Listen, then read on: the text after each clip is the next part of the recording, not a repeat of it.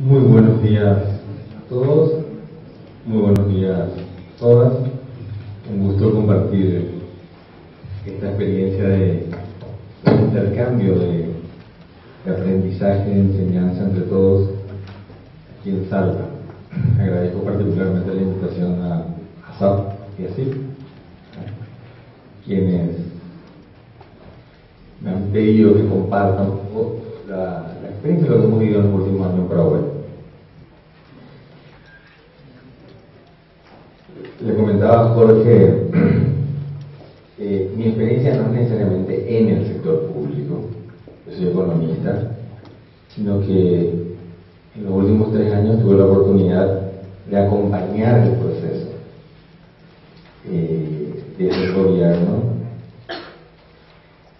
y me hacían la misma pregunta: ¿qué es planificar? Habiendo participado de otros procesos en el sector privado, en empresas nacionales, en empresas multinacionales o en organizaciones no gubernamentales. Siendo economista, participaba también del debate de políticas públicas, del debate macro. Entonces me iba al sector público, a la institución rectora, que es la Secretaría de Planificación, con ese expertise, con ese bagaje y con toda esa inmensidad de preguntas en torno a cómo hacerlo.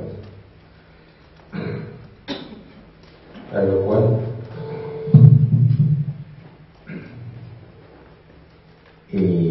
habiendo llegado a una institución que este año, un mes atrás, cumplió 50 años, en donde pasó por todas esas etapas, y en los últimos años estaba en una etapa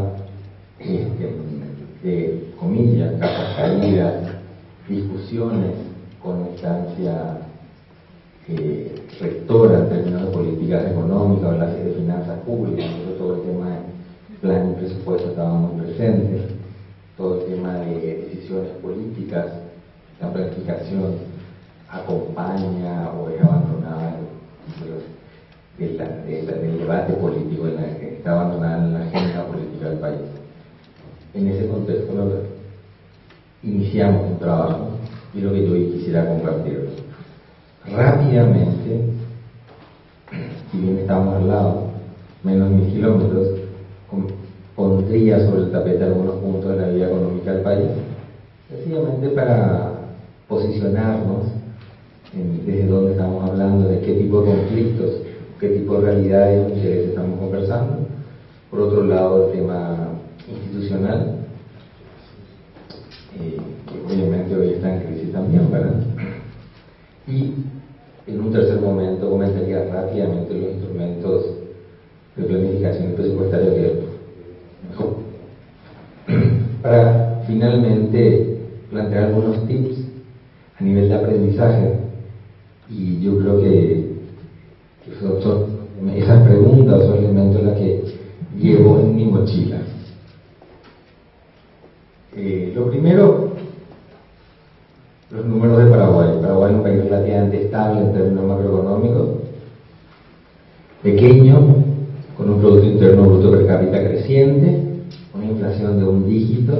En la historia de Paraguay la mayor tasa de inflación fue de 44%, o sea que tampoco tenemos mucha experiencia inflacionaria, con un tipo de cambio en donde la moneda nuestra se está apreciando sistemáticamente, creciendo las exportaciones y un país tradicionalmente con superávit fiscal. Y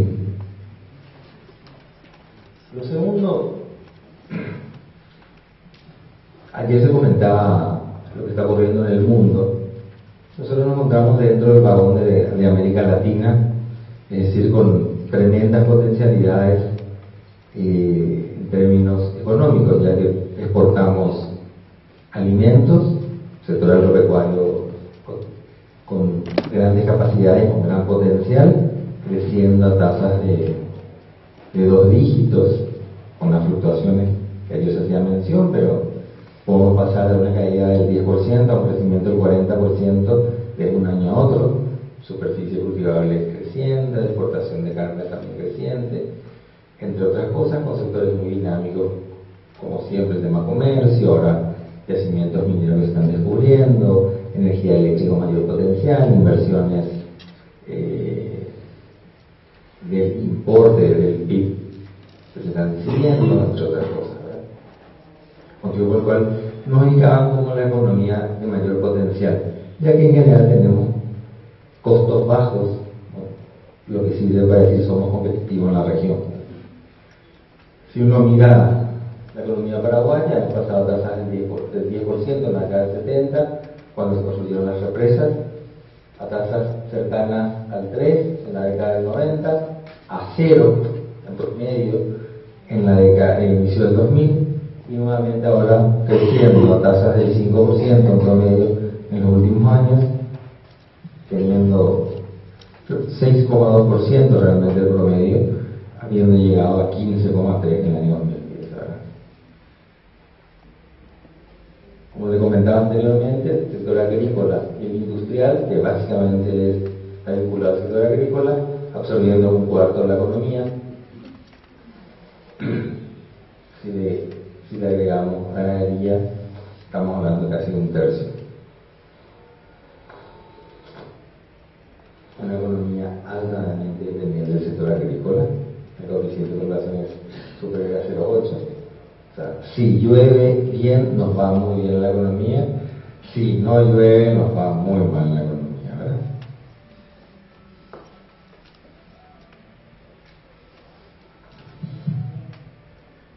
Estos años nos han llevado a que nuestra deuda externa, que tampoco nunca fue muy alta, los niveles más altos de nuestra historia son estos, cerca del 50%, y tenemos nivel de deuda de menos 10%.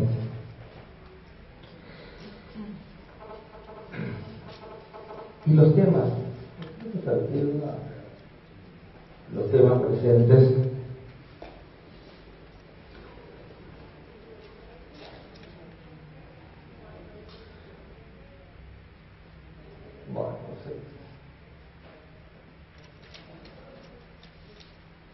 un tema presente en el Paraguay, el dinamismo del sector productivo, la fuerza política y económica del sector agropecuario, las rentabilidades que estos tienen. Los números de este año dan una rentabilidad por $600 por hectárea de la cadena soja por cosecha. En Paraguay, por el régimen de lluvia, tenemos 2 cosechas y media por año. 5 en 2 años, digamos 1 o 2 de abono agrícola, abono verde, ya estamos en una rentabilidad de $2.000 por hectárea. Es un tema que está presente, las tensiones entre los sectores productivos, sector empresarial expandiéndose, agricultura pequeña contrayéndose, siendo desplazada del campo a la ciudad. Un segundo tema que está muy presente en la agenda de políticas públicas es el tema impositivo. La presión tributaria en Paraguay es del orden del 14%,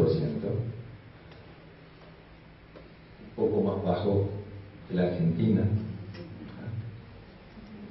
marginalmente más baja, ¿verdad? Con una distribución, pero el sector público no depende exclusivamente de la erogación tributaria, depende también de los ingresos tributarios. Aquí tenemos esa es la distribución de ingresos tributarios y no tributarios en el promedio de los últimos 10 años. Actualmente están en un 50%. Nosotros los no tributarios son los ingresos de las represas, Itaipú y Ceretá, con una tendencia creciente porque hemos renegociado con Brasil y hemos triplicado el ingreso anual. O sea, esto va a seguir creciendo, motivo por el cual hay argumentos, comillas, sobrados argumentos para decir no generemos más presión tributaria. El segundo punto de debate en el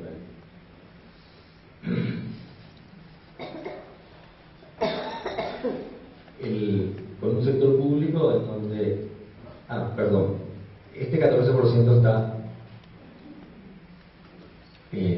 compuesto principalmente de impuestos indirectos, IVA y aranceles, llegan a 60%, con impuesto a la renta, que llega al 20% de la recaudación tributaria. La tasa de la renta pagada en las empresas es 10%, y en las personas se aprobó recientemente, luego de casi 10 años de debate, es también del 10%.